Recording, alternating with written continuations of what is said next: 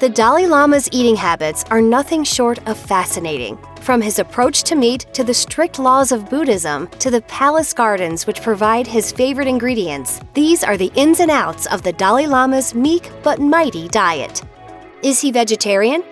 The first assumption that's easy to make about the Dalai Lama's eating habits is that he's a vegetarian. It makes sense, right? One of the principal precepts of Buddhism, after all, is to abstain from killing. Different sects of Buddhism, however, interpret that law in different ways. And the Dalai Lama's strand does allow for meat to be eaten by its practitioners. When he fled to India in 1959, he adopted a lacto-avo vegetarian diet in accordance with the beliefs of many of the country's own Buddhists. Essentially, that means including milk and eggs in meals, but leaving out the meat. Unfortunately, after 20 months, his developing illnesses led to his doctor's recommendation he resume eating meat for health reasons. Today, it's difficult to come by meat in the vegetarian monasteries in South India where he spends most of his time. Still, he's said he usually eats meat once or twice a week, and he does eat meat dishes that are offered to him while he's on the road.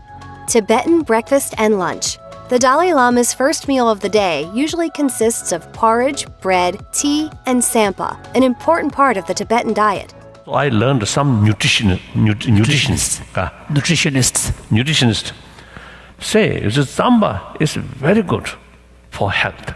Tsampa is a type of flour made from roasted barley, then usually mixed with tea and yak's milk. It's a crucial part of the Tibetan diet and cultural identity, and once his early meals are over, he's subject to some severe restrictions. According to monastic texts, Buddhist monks and nuns are prohibited from eating solid food after midday. Although it's a controversial view among Buddhist practitioners in many ways and for many reasons, it's one that the Dalai Lama certainly adheres to. He takes lunch at 11:30 a.m. and after that, eats nothing at all until the next morning. Homegrown vegetables and fresh bread. The Potala Palace in Lhasa was the Dalai Lama's home during his life in Tibet prior to the 1959 rebellion. Many types of traditional Buddhist and Tibetan breads were baked in the palace's kitchens, and there were also a number of greenhouses which provided fresh vegetables throughout the year. That meant the Dalai Lama had fresh veg for most meals, including cauliflower, bitter melon, spinach, tomatoes, and daikon. Although the Dalai Lama now lives in Dharamshala in India, it's likely that he still enjoys many of the same foods and dishes that he used to eat in Tibet. Oodles of noodles.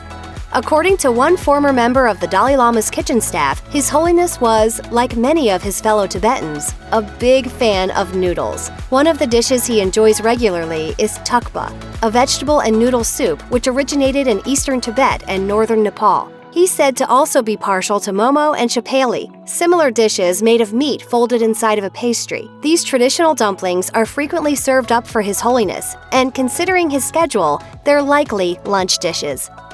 Mare's milk.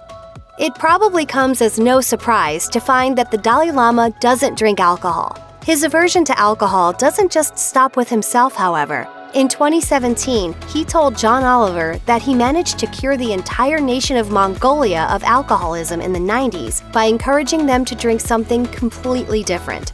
Wait, hold on. Horse milk. Wait, you tried to wean them off vodka by giving them horse milk? Oh yes, they follow. For the Dalai Lama, though, it's a clear case of simple abstinence, whether we're talking vodka or fermented mare's milk. Yak tea. Although the Dalai Lama is unable to eat after midday, liquids are not off limits for the rest of the day. Around 5 p.m. every day, he sits down for evening tea.